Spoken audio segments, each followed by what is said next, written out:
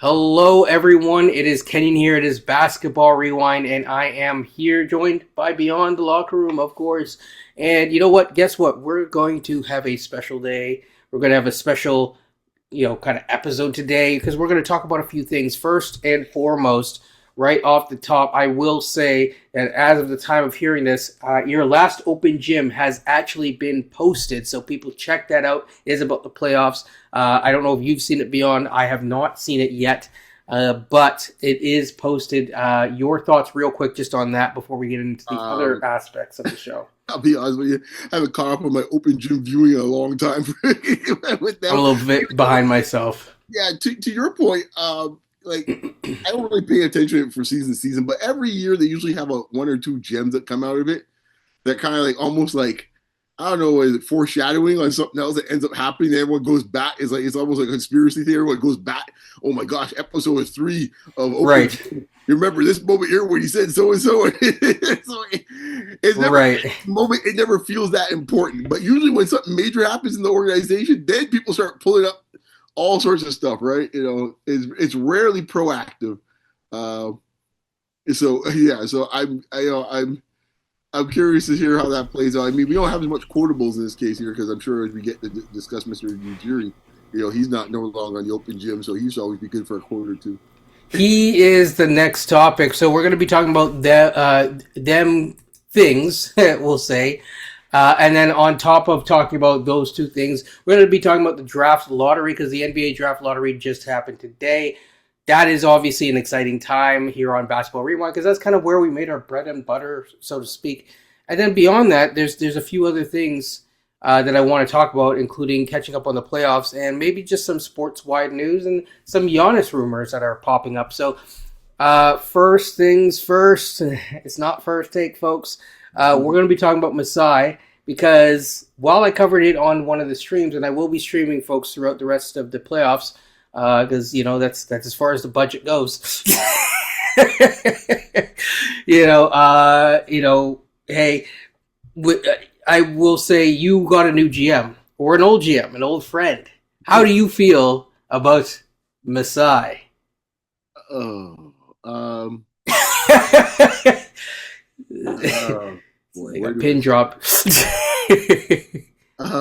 Okay. It's a strange fit for a bunch of different reasons, but including the family that owns the team is yeah, well, that's who I'm thinking of as the first reason. Like, I'm just wondering, is he going to show up? Like, because he tends to sometimes he does a good job of intermingling with the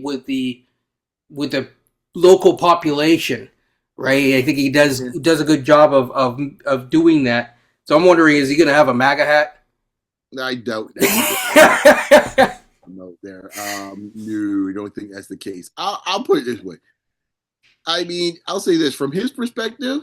I think for folks that are thinking that he was actually too distracted with other stuff besides the basketball, yeah, I think this move it kind of tells you, no, he still has a thirst for basketball. He does. He does have another project. Yeah, the NBA specifically, because he's a guy that pretty much could have waited out a year or so. Like you could have done a Bob Myers in some ways. I don't think he has the same name as Bob Myers, but he could have waited out and find the opportunity he wants. Now, do I think from a basketball perspective, it's a very good opportunity? Yes, it is. Do I think he's the man for the job? I'm a little concerned about that. I ain't gonna lie. I've never seen Masai really deal with a young team per se, and I mean, I made a joke to coach when the news hit. I said, like, I started the roster last year with 3 7-footers. By the time the season starts this year, I may have 0 7-footers by the time the season starts and Masai gets his way. He might actually go in a different direction because you know my theory about Jeff Weltman in the Vision 6-9 and how that's played out. That's my point. We ain't have no 7-footers anymore. So, I mean, Gafford, hey, man, the for sale sign's out there. I mean, whoever is out there, knock yourselves out because I would not be surprised all those guys are on the market. Now, I'll say over 6'10". Good luck to you, Dallas. I'll say it real quick on the MAGA hat point. Shout out to James. But in terms of Masai, I guess my because this is why I say you may not lose out on a 7-footer. What if you guys go for Giannis? Oh man, I tell you, Giannis, I'm just Because you know Masai. yeah, I know Masai talks big about it, and usually 9 times out of 10, nothing comes to fruition when it comes to Well, Giannis. I will also argue that Giannis seems to have seems to keep suggesting this. So it's like at some point, are you gonna blank or Well, get off the potty? well, that's my point. And if we're going from Giannis' perspective, one of the requirements he was looking for is to have a team in the Eastern Conference. And last I time I agree. checked, geographically, Dallas is not in the East. So, and I I wouldn't don't have think that they should. I don't think Dallas should rush a rebuild. By the way, and I'm no. not necessarily saying that Dallas needs to go trade Kyrie Irving because everyone seems to think that But if Kyrie you played Irving's your situation available. out and you got Giannis, Yeah, those two behemoths in the West, Dallas would not be better than OKC, and Dallas would not be better than San Antonio. true. I mean, Star. I'm looking at it this way. Like if I'm Dallas, based on who might be available, I mean, you do have one of the teams in front of you is kind of the perfect team. Actually, two of the teams in front of you are technically the perfect teams for what you may want to do at the draft. Now, the Sacramento Kings are the Sacramento Kings, so that's why I'm saying one of them. Actually, you could argue the Clippers also are a team based on the trade that they just made. They might also be a one of your favorite teams right now, and the reason why is because one, Darius A. Cuff, who is I will plant my flag on him today before anyone else does. It seems like anytime people forget who Kenyon likes. So I let it be known. A Cuff, yes, I think he's the best point guard in the draft. But I don't think that the Clippers, I don't think that the Nets, based on their last draft, and the Kings are the Kings, there's a chance that he might, he may go to Atlanta, but if not, Dallas is right there. Yeah, but I There's think also Braden Burries as well, well by the that's way. well I was about to get to that. Like right now, like if you telling me it's like, oh, if a Kelf is like the first place offered, I'm not even sure that is the case. But let's say he is, my man in this case from Arizona, I'm sitting there going like, okay, I could pick him as I'm sitting there going like, I might think he actually might be even the better player, but fair enough. I don't. From what I'm saying is there's no drop off, so No, I don't there's think not. there's any rationale to trade up to get him. I would think actually there's an opportunity. You could make a trade because there's some guys. I think, for example, I don't even know where Brooklyn sits at this point because Brooklyn may not They're even want. sixth. I know they're six, but I mean their mindset. They went in all chips in, thinking they're gonna get a top three, top four pick, and now they're on the outside looking in. Like some teams might, now. I am the mindset. I think most teams will keep their picks. I think it's going to be more difficult to make trades because of the looming way they're going to do the draft starting next season. I agree. So I actually think the middle of the draft is more flexible in terms of getting agreed. talent. Like teams like I don't think that they should do it, but teams like Golden State, that pick might be available. But yeah, exactly. Like I mean, like if there was no change in the draft lottery setup, a team like Brooklyn might say, you know what, screw it, we'll draft down and stuff like that, and we'll go and put our chips in next year. But because you don't know what next year looks like now, you can't play that game anymore. Danny Ainge likes to play. That's dead. So everyone's gonna hold on for dear life. If this is the best we got, this is the best we got. Because next year you might be 14. So well, I will say this: it would have been nice to have a certain pick, and that would be the Pacers pick. Discuss that. But going back to Masai, yeah, I mean, I don't know if he has the patience. I think you made an interesting point, even it's symbolically around Giannis. Does he have the patience to let this team marinate and let it grow? Because I think you and I are thinking the same way. You get a guard to pair with Cooper. You have, and it doesn't need to be a point guard, by the way, either. No, it doesn't. Right? No, agreed. I mean, I said already. Like, if we were a little higher, yeah, I would. Pearson as a second option. If that's the case, I think in Dallas he'll be better off than saying he was in Sacramento, for example. But be it Pearson, Burries, the kid out in Illinois, whatever the case may be, a guard with Cooper. I think we're looking at something like, okay, we got something cooking here, and then we still have decent bigs up front. Still have Lively. Yeah, still have Lively. Lively is injury prone, but Lively is still a 7'3" Duke guard. He's part of your core, right? Yeah. So like you're already kind of set up. You don't need much to kind of start moving towards being playoff bound. So I don't know. That's the reason why I was like, Masai, because I'm like. Now I will say, I did kind of wish that you guys moved up, because I think it would have been cool to have an all Duke team with you with you guys getting Boozer, or you have Boozer, Kyrie, and hey, go trade for RJ, right? That's just Team Duke would have been a sick team. Actually. Ironically, Boozer I think is the one guy up there that does not fit with this roster as it sits right now. I don't think he's a good fit. I was more so thinking just those three. Yeah. And then you add Lively, like that four is something you have to do some trimming around the edges, but it would have been interesting. No, for sure. But I think there's enough there at 9 that they can get themselves. One of those 3 guards will probably be there at 9. So I agree. Be it the kid for Illinois, be it Burries. I don't think Burries will be there at 9 or 8 enough. Once they don't give me the kid from Houston, who I think might still be Fleming, I'm sorry, man. He's but knowing my luck, that's who we'll pick. Knowing my luck, that's who we're gonna pick.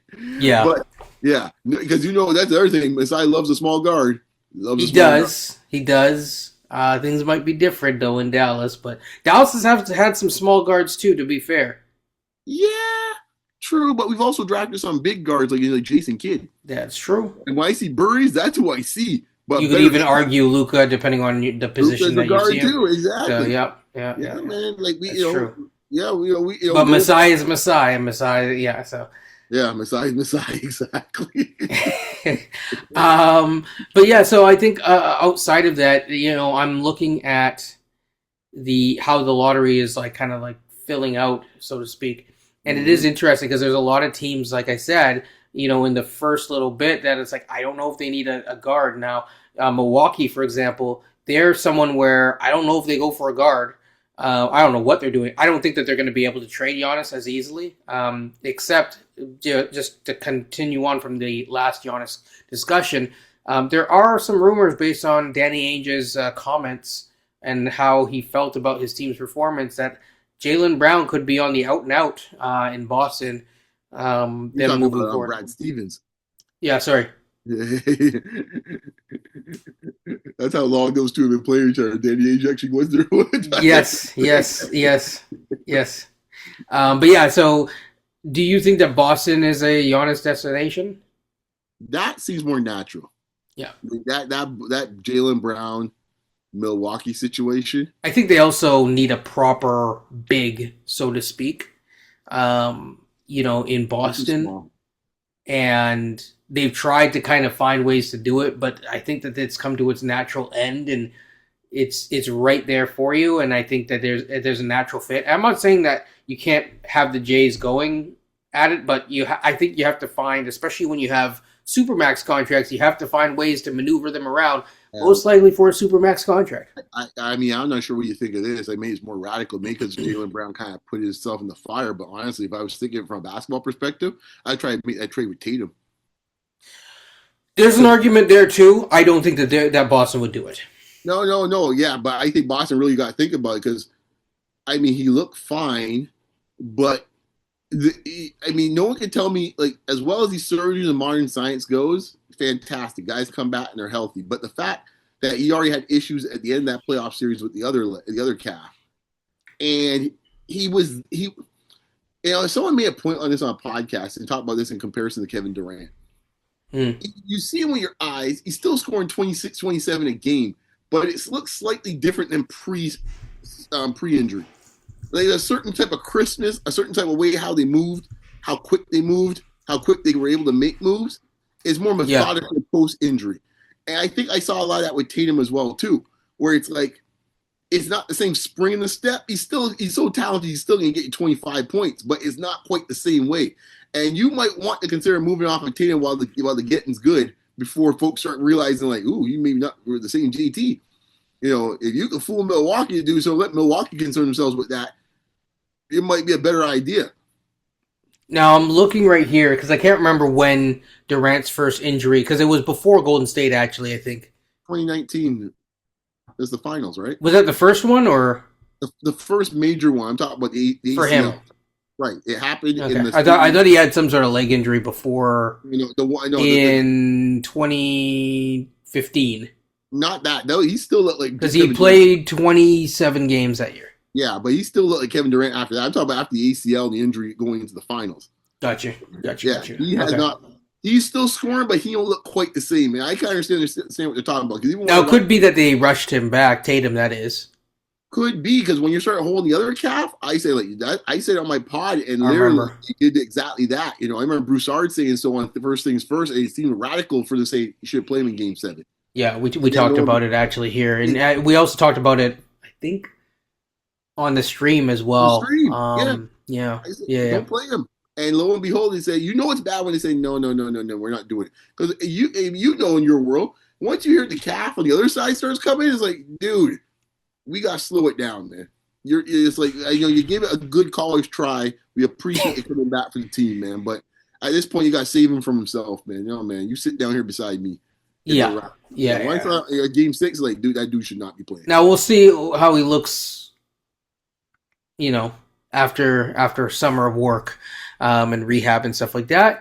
But yeah, I mean, there is an argument for it. So yeah, either way, I agree. Like, I think that Boston is the team. Mm-hmm. Mm-hmm. And they might be the correct team to go because we'll see. Yeah, we will see. You're right. Giannis might be right here on opening day in the Bucks jersey. That's all. That's the problem is that there's only so many teams that he could go to that make sense that have the assets and stuff like that. And a guy like Jaylen Brown, I mean, Milwaukee may not be getting the picks that they want, but what they will be getting is they'll probably be getting a lot of prospects as well. I'm sure that there's a way that they can figure out the prospects or whatever. I'm not looking at the trade machine right now. And I just think from a monetary standpoint, it's a lot cleaner to like sort that out. And frankly, Celtics I know have future assets and picks and whatnot. And bottom line is you have a guy, if you are Milwaukee, you have a guy that you can put on posters for the next 5 years. And I just think that team construction, it will just dramatically change naturally when Giannis isn't there. Mm-hmm. Absolutely. Yeah. My only argument is that in terms of a basketball fit, I think that Tatum and Giannis is probably a better fit in my opinion. Mm-hmm. But that's just because of how they both play and where the spaces that they occupy. Any final things on that before we keep it moving back to the lottery and stuff like that? Or do you have any thoughts on the Raptors kind of wrap up, so to speak? That was I really didn't bother too much on the players side of things because that is like a lot of what do you want to call it? A lot of like typical player speak about. Yeah, I'm gonna work hard this summer. Yeah, exactly right. I was more interested in what the manager did. So yeah, it's true. It's like I had no interest in it. Cool. All right. Thanks. Yeah. And so I really is like, people are like, oh, Scotty said this, or oh, RJ wanted to say he wanted to stay. It's like, no kidding, really? Okay, that's news. So I want to hear what Bobby had to say. I want to hear what Darko had to say. More so Bobby, obviously. And Bobby's comments. I think I was talking to Coach about this. I'm not sure if you were on the call. He's like, I was very fascinated. Yeah, no, it was the Coach and I were talking the other day, and Bobby's response on.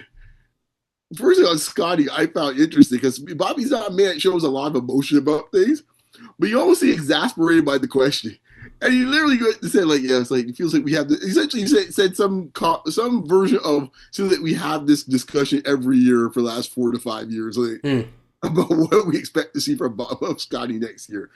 And what that gave me the insight on is like, okay, Bobby, at least I give you more appreciation on that point. You're not really sold, let's put it on what you saw from Mr. Barnes in this playoff series. And what I mean by that is, no, it's not saying about this guy you have a great series. Of course, guy you had a great series. He had a phenomenal series, yeah. Right. But the point is that I think he's hinting at is like, we still need a dude. What will we see next year in the season starts? We can see what we saw here for the last 2 weeks, or we can go back to what we were doing last for the most of the regular season.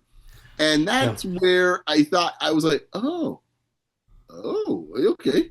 Like, there was a couple questions about consistency, and I think that's where it kind of, even with Darko, where, and And you know what? I actually agree with Darko, where Darko's Yeah. saying, like, this is not the best of Barnes, and we have to find a way to kind of get this on a regular basis. It's like, yes, that's exactly it. I don't want to harp on it too much because we've definitely. No, I got other things from that conference. I thought that was one that jumped out at me. But I think pretty much you're saying, like, it's the comment I've been telling Barnes fans for the last 3 weeks is like, he's telling on himself, and pretty much Darko kind of calling. It's like, dude, it's there. It's that stuff like that. Now, this needs to be an expectation now. Another one that killed me was his response on Pirtle. Bobby's response on Pirtle. That was. I thought that was more interesting. Yeah, he did not want to be hanging around that topic for much longer. He just said he's got to get better and stuff. And I was like, how's that man gonna get better at 30 years old, man? Like, what are you trying to tell me, Bobby? Like, get the hell out of here with this stuff, man. Like, I think Bobby knows that he's stuck with this contract. And he even talked about how, like, the contracts dictate certain things. Right after leaking a thing that, it was Masai that really, like, negotiated the thing. But then it's like, well, then you could have came in and been like, hey, man, that was the other dude. Let's retalk this thing. But hey, what it is. You gotta own that, Bobby. He does. He has a man. That man looked very defeated on that subject matter. He looks like pain discussing that. I get the sense that he's resigned to it. I get the sense that he understands that lateral moves might have to be made for them to get better long term. Well, that one leads to the next person that I found very interesting because he was Bobby's great crown jewel last year at the beginning of the season. Hey man, BI's a hooper. That's not the VI by God. Oh, this conference is like, what else? Speaking about lateral moves, I was like, I didn't really come off to be like a man sitting here going, yeah, man, we're ready to go and we're ready to take the flame of the torches. We're ready to go. BI is our man. That didn't get that feeling. It's like, woo. So what did you really take from it? I took it as when you mentioned lateral moves, I said that had, like, if it was in the lexicon for Raptors, that would be Mr. Brandon Ingram. To be fair, folks, he didn't say that directly, but it just was an alluding to, like, I don't think that they're planning on buying big unless there's a real big, great available trade to make. I'm glad that they didn't. In terms of Triple J, I'm glad that from one standpoint, I think Triple J would have been a good fit. Overall, he's not going to put you over the top, but I think it's almost like a new age Ibaka move in a way. And it makes a lot more sense than what we were doing. At the same time, if it was going to be 3 picks, that's way too much for Triple J, in my opinion. I think with his injury history, yes. Okay. Interesting. Okay. Yeah, I like Triple J a lot, though, so don't get me wrong. But I do think that it does need to be, mentioned that he has had some injury. Yeah, challenges, we'll say. That's true. That's true. So 3 picks is a lot. Yeah, I guess so, man. But he's about 24. I'm just pulling it up right now. I think he's a little bit older than 24, though. But I don't think he's 24, 25, right? So he's entering his prime. He's a DPOI. He's about a 2 or 3 time All-Star. Gives you about 18 to 20 points a night. He's 26, so he's going to be 27 next year. 27 next year. So that's 3 years older than what you thought. Yeah, he's in his prime now. Okay, so now here's the problem. He played 3 games this year, 45 the year before, 48 the year before that, right? Then he had a stretch of, like, between, the 4 years before that, 78 to 74. But then before that, it was 11 games, 57, 58.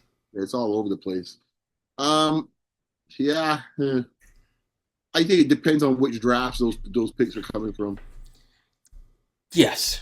As is always the case. Yeah. Like, if it's like, yeah. So I'm a little more open to it, but I'm not against it. I'm just saying, like, for example, if they used this year's Pacers pick, I'd still kind of be like, I'd prefer they give other things. But Triple J made was more interesting to me, especially since we've always been complaining about the same thing, which is spacing, spacing, spacing. That would have been more interesting than BI, in my opinion. Mm-hmm. Agree. I know, yeah, two ways about that. I mean, yeah, so I just found it as like it didn't seem he was as warm, let's put it that way, about BI as he was at the start of the season. Like you mentioned about the strength and the toughness, or not toughness. I don't know how this man's getting stronger because he did. Yeah, you're right. He mentioned him needing to get stronger. Yeah, there's some things where, dude, he's 20. 29. He turned 27 soon, or you think he's even older than that? I don't think he's that much older. Hold on, I think he's 28, man. 28, 29. Like he's getting. Yeah. No, he's not 29 because they were just complaining about Pascal being 30, and I know he's a couple years behind Pascal. To be fair. Well, Pascal's 31 now. He's 28.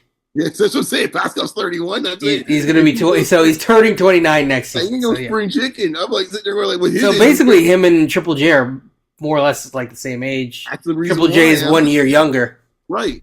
And he also provides clearly much more attributes that can be helpful in this team. Actually, technically 2 years younger, so 2 years younger.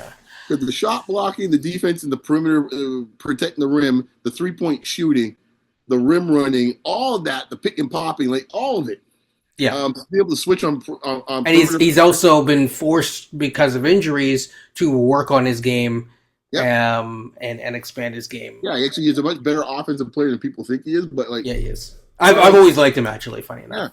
Yeah. I'm just sitting here thinking to myself, like, yeah, the BI stuff was interesting. And then the final one, which I found, which Coach and I really had an interesting discussion about, was I think there's a definite break in the management when it comes to one Grady Dick. Bobby's a Grady man like me, boy. I have no doubt in my mind he's a Grady man. And he'd be hard-pressed that he can put Grady in trade unless he's getting something really good coming back, based on hearing that press conference. And I don't know if the coach obviously does not think the same way. The coach can tell me all he wants in the press conference. No. I ain't buying it. Yeah, the way that Darko spoke about Grady was very interesting, and it just made it seem like, okay, well, whatever happened this year, like, we got to put it behind us. That was a very weird comment that he made in that sense. Yeah, that was very, that shows you that, folks were not happy. And I think also, too, Bobby was also saying something to the media, which God bless him, and tell us to some Raptor fans as well, too, because folks almost want to act like year 2 of Grady was like the snap in Marvel Universe, like this. Right. Where, like, it didn't happen. And, like, Bobby's, like, had to check the reporters, like, dude, he had, like, a breakout year last year. Let's not act like he's a bust, dude. Like, slow your roll. So I'm going to just ask you just a quick question just to shift to the next part, which is basically, like, what do you see as the first big move that they're going to be doing? First big move. I think they got to sort out this RJ situation when it's all said and done. I think RJ's situation has to be resolved one way or the other. Because I think he is the domino piece. Because based on what you do with RJ, then everything else kind of falls into place. So, because even the draft in the back of your mind has RJ involved in some way or fashion. I believe so, yes. So if you're going to keep RJ, then you have to, I think, move somebody else. If you're going to draft someone that's going to be, because depending on what they draft, I know you're more in the point guard world. I am of the mindset based on what I saw and based on what I saw in the playoffs. The point guard, as much as is necessary, I think you can find a way to get around that for one more year. You need to get some guys you can make some damn shots. Well, that could come from the point guard. Yeah, but. I more times than not, that's usually not where it comes from. I hear you, but we ain't gonna get that type of talent. Again, if you're trading up and you're using RJ to trade up, that could be your pathway there. Well, that's true. You can use RJ to trade up. Because if it's like I use LeBaron as an example, but like say you're getting that type of talent, like you're not exactly getting a slouch here. No. I mean, I'm not suggesting that at all. I'm just saying that I think I'm looking at the mindset that I guess you could use RJ as bait to trade up. That's for sure. I guess if you're going to keep RJ, and I have a sneaking suspicion that is what's going to happen, which means now you got to find some other thing to move out the way because. Well, I don't think Ingram's going to really be getting you a whole bunch of. Sorry, Ingram. But go back to your lateral move comment, right? Sometimes you're gonna have to do that to make the space. Right? Yeah. I'm just saying if you're trying to get space like what? In other words, like if you move Ingram, that slot that was for Ingram for the standpoint of like shots being taken, minutes being provided. All of a sudden, guys can slot in there, be it if it's like CMB gets some minutes at the 3, right? Or or Grady gets the chance to actually play now legitimately every night, or said draft pick comes in, it's a small forward perhaps, and he comes in to get those minutes. Whatever the case may be, moving Ingram out allows any of those 3 guys the opportunity, if not a couple of them in combination, to do so. So that's why I say that the lateral move may be a good move to kind of clear space to get you where you need to go. Because like BI is what BI is. So like is it going to get any better in year 2? I mean, we did try to tell people, but yeah, and sorry, Blackhawks, shout out to you, but I don't think BI's issue is just effort. No. Like, we played with house money this year. You got 70 some odd games out of him. That is not happening again. Yeah, no. Respect Alex McKechnie and those guys, man. They provide miracles, man. Yeah, and I will say that was what I predicted. I predicted the first year of BI, you get a lot of games, and then I said I don't feel as confident about the following year, but we will find out. Yeah, man, and I think it's clear. There's some tension between him and the coach. Definitely, when you're asking for shots in the next game, you toss up that. Before the bus. Like. Listen, if you're gonna do that, you got to show up. That's all I'm saying.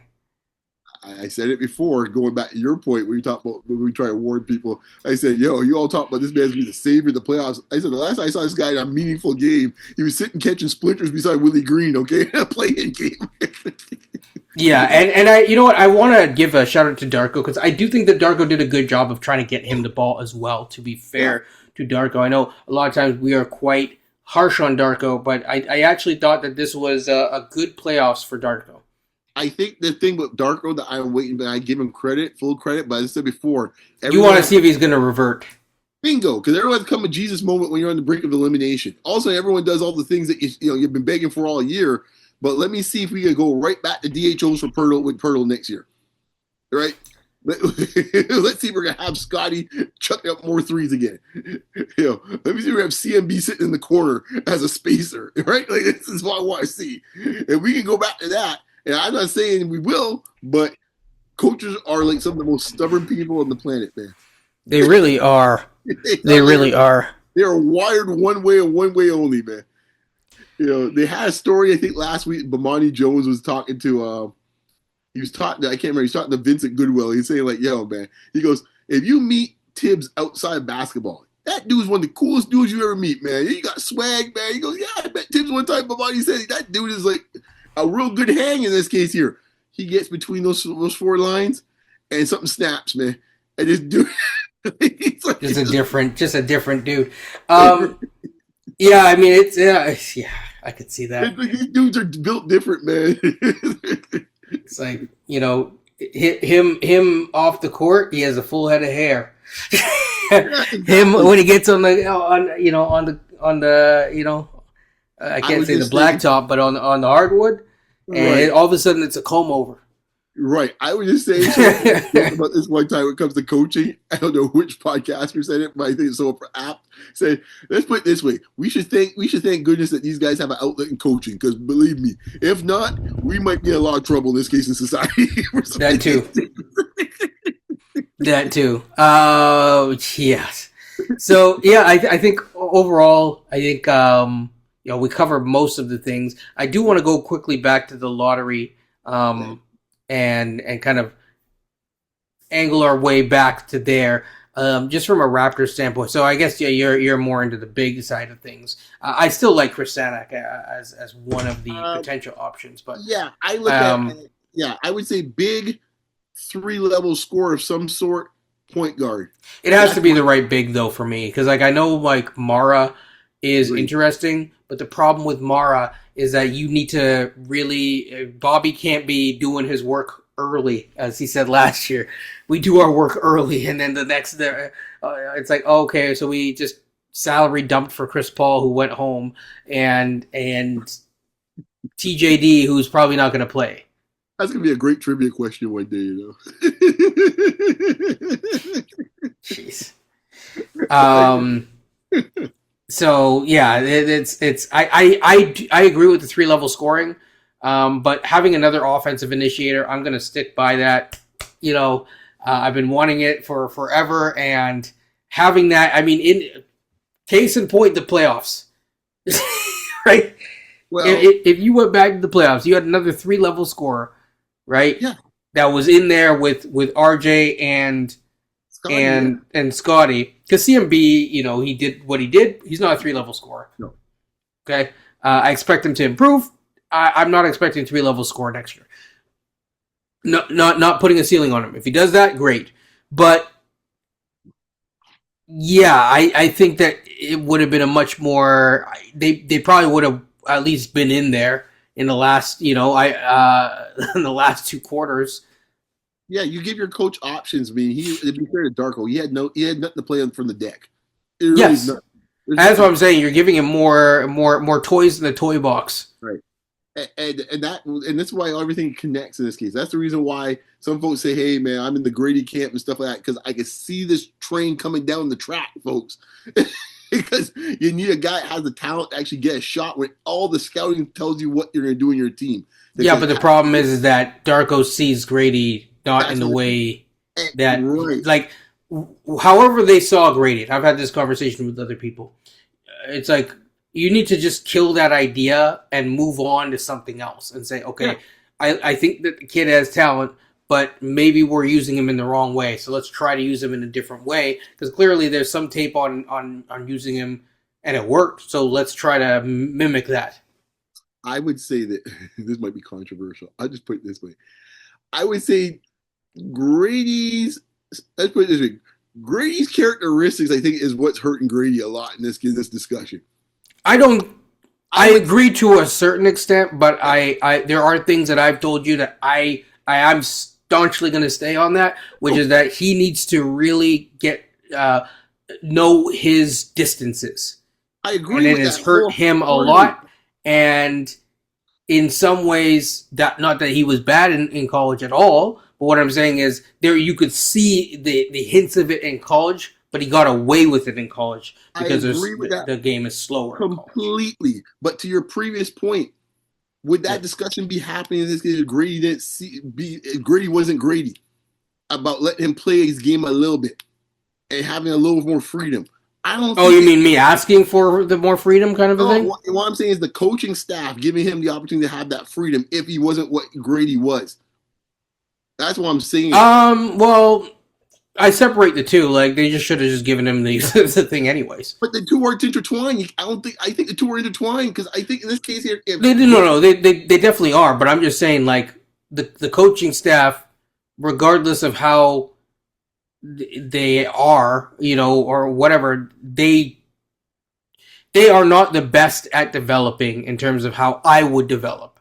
Philosophically, I would, again, we go back on this podcast and even discussions that we've had off of here, and how many times have we said, whether even be on spaces where it's like, hey, you're going to have to win off the backs of your young guys. You're going to have to win off the backs of your bench.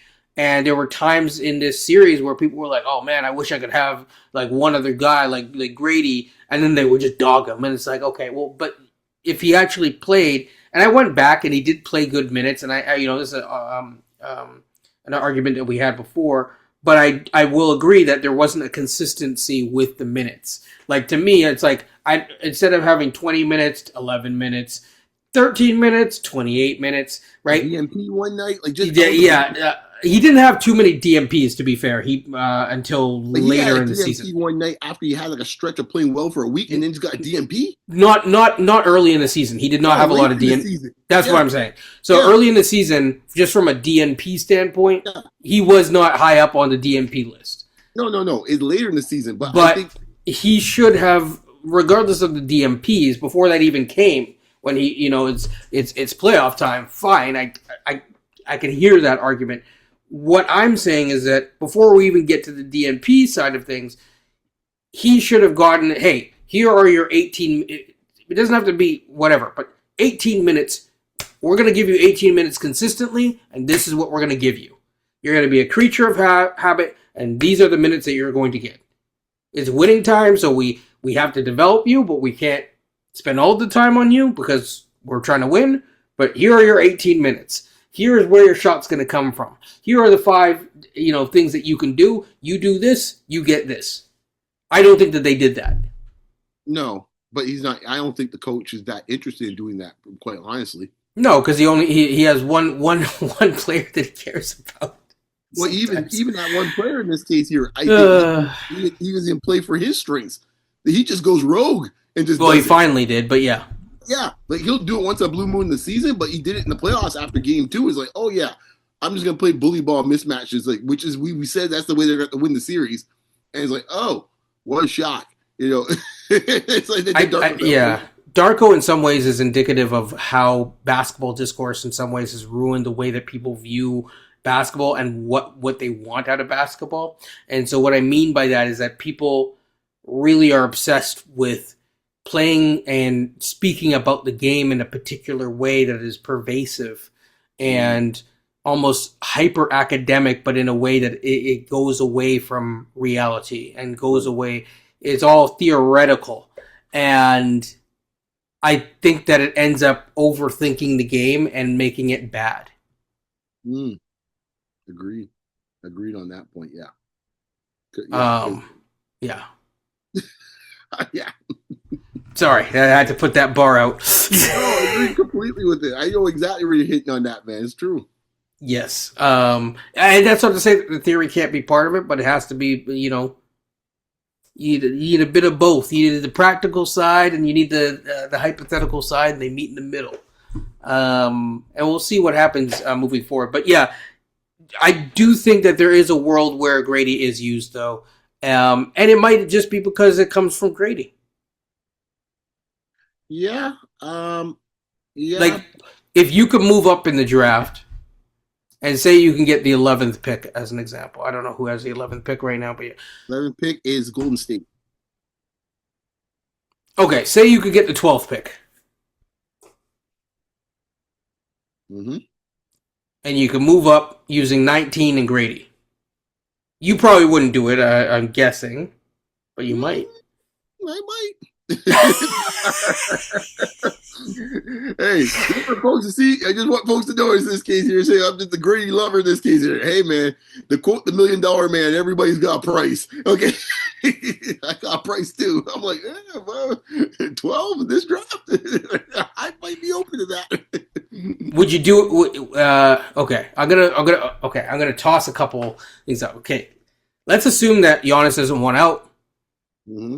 Is there a world where those two things can get you to 10? Grady and the 19th pick to get the 10th pick of Milwaukee? Yeah. Fits around Giannis better, apparently. He does. He would probably fit around Giannis. Yeah, I would do it. Okay. Yep. And what do you think? Okay. Dallas is probably as far as I could go because I don't think he fits on Atlanta. Put it this way. Here's the pick where I would say it's not worth my while anymore. From which standpoint? I would say the Grady plus 19.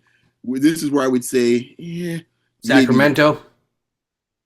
No, I would go a little later. I think pretty much anything past Charlotte at 14. Oh, you're thinking from the Raptors standpoint. Yeah. I agree. Yeah. But I'm just thinking from the other standpoint, what team would say no to that? No to that? Like, how high do you think that package could get you without you having to toss in another pick? Okay. It depends because certain teams know Milwaukee, I think, would be one. So let's say Milwaukee's the highest at the moment, 10. Yeah. I think that's as high as it can go. Okay. Yeah. Especially if it's like a Mikhail Brown. They already have Ryan Rollins. Mm-hmm. They might be more committed to Ryan Rollins rather than bringing in a new point guard and seeing what he has. And then you're getting two prospects, and you're kind of slowly building it out and prepping for a rebuild as well. So like I agree with you. Brady at Golden State would be sick. Oh my god, he would be sick. That's why I was trying to see how high I could go, and then you can kind of work your way back. Yeah. I agree with you though. Going to like the 14th pick, that's not enough. I don't think that you could get much higher than that without tossing in additional picks and stuff like that. And there's a certain point in which it's like, that's going to be hard. Yeah, the Hornets have 18 as well, so they don't even need to make a trade, right? So like, it didn't even matter for sure. Yeah, and I wouldn't move up one spot. You could actually see like a pick swap. You could see that, but it happens, and it happens frequently enough to talk about. But it's not a guarantee. So like. You could see some action with, getting up to 12 as well. So yeah. Yeah. Miami, maybe. Yeah. Yeah. Miami. Yeah. I could see it. Not as interested in 13 though. Put it that way. No, 11 and 10 for sure. Maybe even OKC so loaded. I don't even know where they'll find spot for Grady. So, but 10 and 11. Yeah, those two spots. I'll be talking to them. Absolutely. Now, before we move on to our final topic, which is not basketball related, is there anyone that you're interested in this? Any just quick hitting names that you want to talk about in the draft? Yeah. For the Raptors? Yeah. You mentioned one just now. I think you just mentioned there the kid from Houston. Cedric Jr. I think will fall in that range. Yeah, I think he is interesting. I like him at 19. Told my dad about your discovery of his man there. My man said he always liked him. He's like acquaintance. He said, man, but my dad, that boy can play, and he's from my team, so he can play a bit. So yeah. Yes.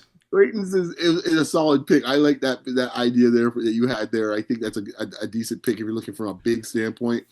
It's gonna be hard to find a 3-level score at 19. That's gonna be difficult. I was going back through the Cole Pete stuff, which I will probably be posting the day after I post this.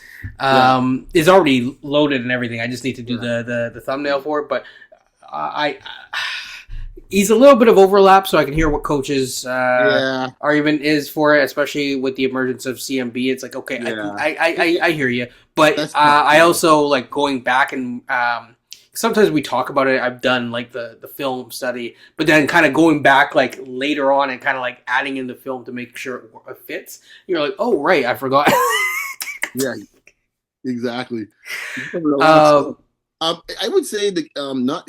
I know Coach wants Merez Jr. But I think he's too small. But that's just me. Yeah, I think the way it's leaning out, like, I mean, if you're going your way with the point guards, I don't know who's going to be there at 19. You think Brown Jr. will be there? Sturts or Mikhail Brown if he falls. Because if Mikhail Brown falls, I think it's a hint that there's something health-wise to be right now, concerned with. But yeah, Anderson's falling out of the top. Is Anderson still in the first round? Which I find mind-boggling, but depends on which mock. I'm not against taking Anderson, but it feels like he's falling a bit for whatever reason. If he's there, I still like him a lot. I do like him too, and I like him more than the kid in Houston that people seem. Oh, for sure. I like him better than Sturts. I like him better than the kid from Houston. I like him better than Brown Jr. I have seen Sturts has now caught the eye of other Raptors land. What I will say is I stand by. We put it out here first, actually, funny enough, and I stand by it because he is a crafty guard, but he relies very heavily on that pick and roll for his craft. And I know that in theory, yes, you could use Scotty as a screener, but we don't really use Scotty as a screener. Even in the playoffs, we didn't really do that much, funny enough. So it would have to come from CMB. And the funny thing is that for those who really love Scotty, are you comfortable with him having much less of the ball? Because Sturts To be fair to Sturts, you could inverse it. Sturts could set the pick and pop out, right? Like, that's a possibility. You could do that. You could, like almost like a 4-1 pick and roll. Exactly. So he could play it both ways with him. But the thing is, the key thing, the pick and roll, which is ironic because once again, going back to our Darko discussion, that's a lot. We got a heavy dose at the playoffs. Yeah. I need to see more of him off ball as well because there was enough to show that he has flashes. But here's the other thing, right? Here's a very important thing. My main issue with Sturts is at pick 19, I want someone who projects, and actually Bobby mentioned this. Mm-hmm. Two-way play. How many times we go through draft talk, and what is the thing I always ask is one of my criteria. Then this guy be in a playoff series and be in the rotation, be able to play both sides of the ball. Well, and especially if Darko is harping about defense, you could not have him and Grady out there. Throw Mamu in there.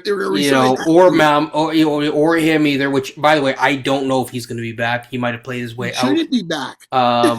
In some ways, thankfully, and also I don't think Garrett Temple's going to be back either. So okay. You got the law degree now by time. Hey, it's more productive than parental leave, so we'll say that. Shout out to Otto Porter. No, you gotta do a deep cut. Don't say no shout out. Those that don't know. True. That is true. If you're a Raptor fan, you know. That is true.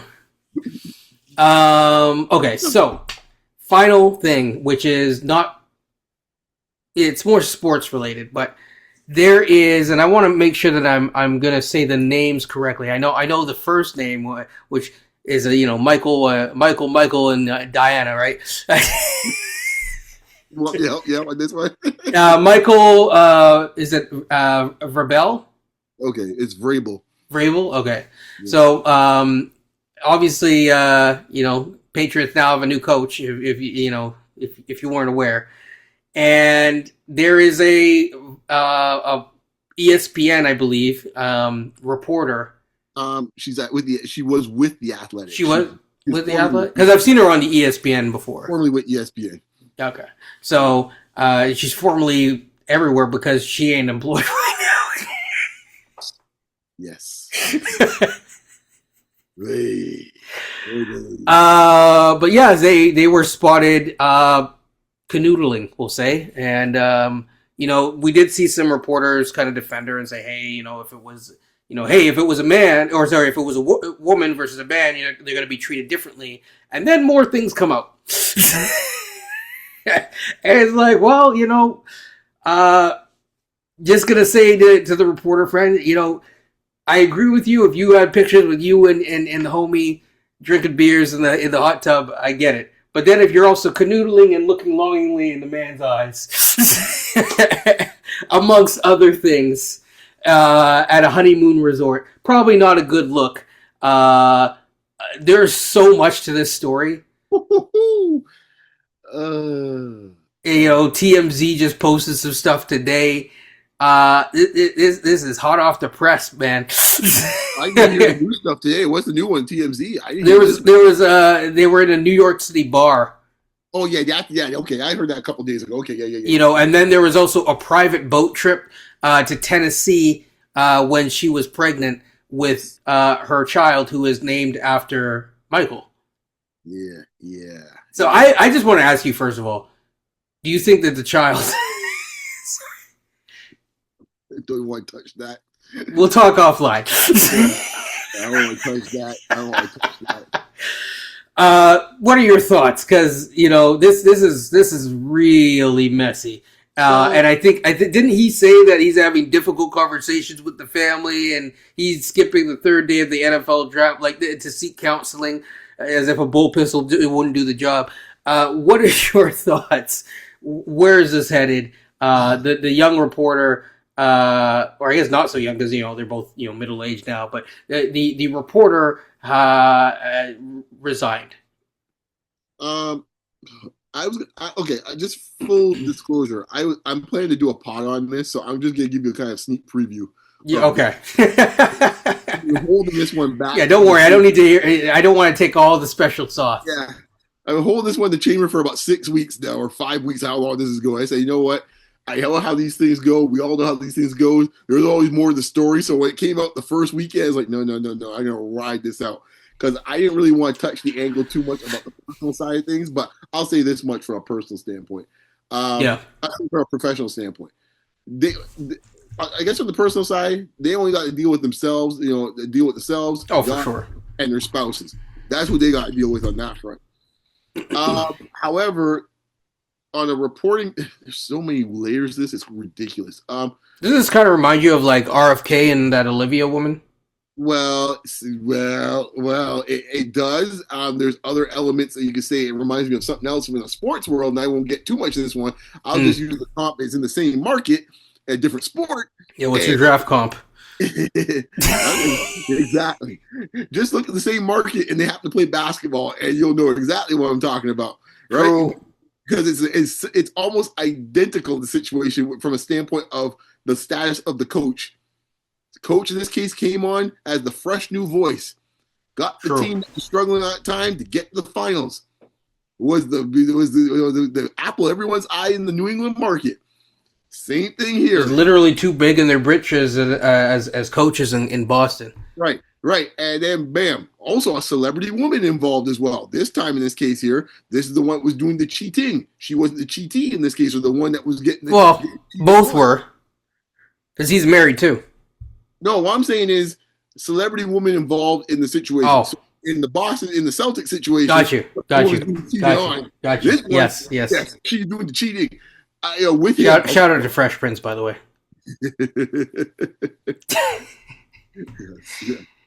Yes. So I'm sitting here looking at this. I'm going like, on so many different ways how fascinating this story is, and I'm going to get into some in my pod about what responsibility do the Patriots have, what responsibility do the NFL have, because when it's all said and done, there is a breach of trust that has been destroyed. It's not so much there, and also too, there's an element, quite honestly, to this point, I'm sure a lot of women are going to say, as well as I am, she's taking a lot of heat. She so far is the one who's lost her job. He still got his job. He going for therapy or whatever he's doing. Find himself and stuff like that. Really? You need an ayahuasca trip? Pretty much, right? Yeah, he doing what I guess he's doing something like that. Maybe, allegedly. I don't know what he's doing in this case here, but he got to do some therapy, whatever he to do. He going away for a while. He doing what the politicians do, He got to find time and space, and to heal with his family or whatever he's doing. What I find interesting with this whole situation is, for the most part, there's been no repercussions for him yet. Right? Now, he's run from the press so far. They had one interview, and then the PR person came in, pretty much did it was almost like an easy flood situation, where it's like, hey, we got nothing to say here. I will handle things from here. And then they eventually realized, you know what, we can't run for this for like about 4 or 5 months. So he came up and he had the press conference. Everyone said, well, he didn't mention her name whatsoever. And he said, do you reference the difficult talks with the family type of stuff, and all that type of stuff. And he can go, and then a few days later, say he can go away for a little while, as if you think that's going to help things when we get the week 1 or preseason. And dude, this is not going anywhere.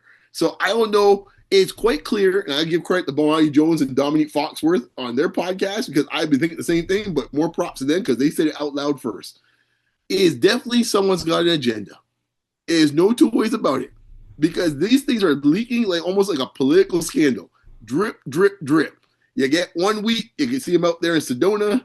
You get a couple more weeks, you got another news story about them. You go away for a week or two, and then you talk about the one TMZ.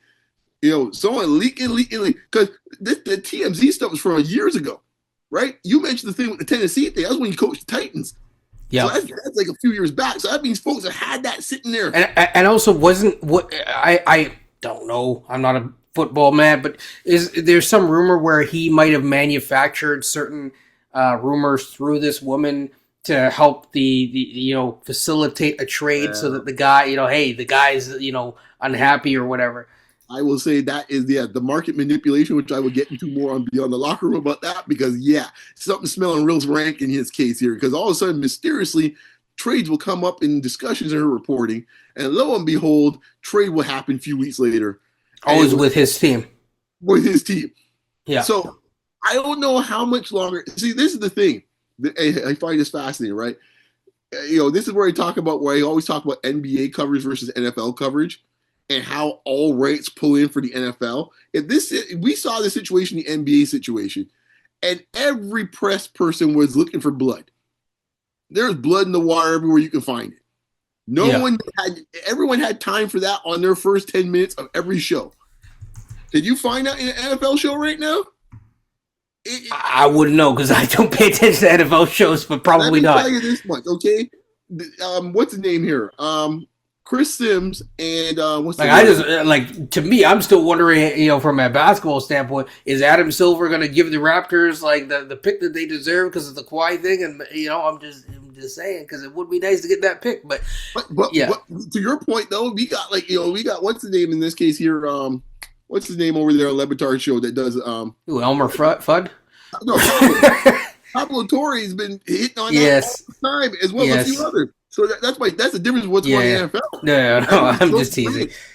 Yeah, everyone's close ranks. And Chris Sims, a former NFL player, son of Phil Sims, the Giants quarterback, he had a little cup of coffee in the NFL for a few years, and now he's on PFT, Pro Football Talk, with can't remember his host in this case, off the top of my head. But they have their show. And he starts bringing this up, talking about his wife, and the wives are talking about this, and former players and coaches talking about this. And his co-host is telling, "Hey, be careful! Hey, be careful! Hey, be careful! What we gotta be careful about? What we gotta be careful about? What's the legal ramifications? There's no legal ramifications about this, but that's how the NFL do. They close ranks and then hope everyone forgets about it. But I don't think they're gonna be able to go. To me, this is feeling more like not obviously the same situation, but I'm talking about from a media scandal." And how it kind of just kept the pot. When you have a pot and the lid keeps boiling, it just pops off. Yeah, at some point, you gotta just let some steam off. Right. This in this sense, it feels a lot like radio. Not in the hot tub sense. No, this feels like radio. simmering, and then radio blew up. Obviously, very different situations, but it's a simmering situation where it's like, dude. Folks are going to start asking some questions about this. Is you're asking questions. You're not even a football person, and you're asking basic, logical questions. So I'm sure behind the scenes, folks are asking questions like, wait 1 second. Hold on. And New England, considering their history let's put it this way, doing shades of gray when it comes to the rules in the past, yeah, it's going to get really interesting. Deflate gate. Right. The deflate gate. They had the situation in this case here with the videotaping. Yep. Then their owner, I just will say in this case, he got in some compromising positions in this case here. Is that Robert Sarver? No, Ron Robert in this case. He just is crazy. Oops, sorry. It's crap. Right? So New England's had a sketchy run under this management. Let's put it that way. So I am curious to see how this is going to play out when more teams start asking questions, which I'm sure they are, and as more starts unfolding. But, it's interesting how he hasn't really been penalized for anything just yet. And, yes, she lost her job, and, the Athletic at first held up and said, yeah, we're gonna stand by our person. And then more came out. And it was like, dude, we can't stand by you no more. Because that was my point. It's like the guy, I mean, it's a fair thing to say that there are female reporters and male reporters that are sometimes treated differently, and then you find out more and you're like, wait a minute. There's a lot going on here. I think this dude needs to lose his job potentially. Right. Exactly. Because if this were to play out and it was a player doing this of some sort, where it was something like that, and he was giving team secrets in this case here, or what they want to do or something like that, and she was giving plays of what other teams are doing, he would at least be suspended. Something would come of it. Yeah. You tell me he just go out for a week or so and come back and think he could coach? It's quite clear someone does not want this man to coach. At least this team. Because they keep on leaking stuff out. You holding stuff for 3 years ago. So that means there's probably more in the chamber. There's probably more coming out. It's stuff we used to coach the Titans. So someone's been waiting for this moment. Agreed. I think that's a good place to end it. We'll obviously continue talking because there's a lot to talk about. But yes, people, check out Beyond the Locker Room. I'll have a link in the description, of course. Any final thoughts before we get out of here? Well, basketball wise, I mean, playoffs have been interesting. We didn't even get into Wemby's. We did not. It'll be serious to see if they suspend him or not. The guys at halftime were talking about it. We will see how that plays out. I know we have different opinions on it. At first I looked at it, I was like, "Ooh, that don't look good." And then when they slowed it down, I was like, "Ooh, that don't look really good." That, in my opinion, I thought it was the right call. He had a hesitation and he's like that split second, and then he went ripped through. It was like, ugh. That was how I interpret it. Yeah, you can't do that, man. You got to toss a man for that. That's my opinion. The series is now 2-2, so. Yes, because that was the game that is on. That is the final. I mean, my thing is just slow, so yeah, it is officially 2-2 now. 114, 109 as of the filming of this. I'll say one thing. I'll give a shout out to Jalen Rose. He has a lot of sage advice. People, don't get fired. Keep cashing them checks. On that note, it's been Basketball Rewind, people. Take care and peace.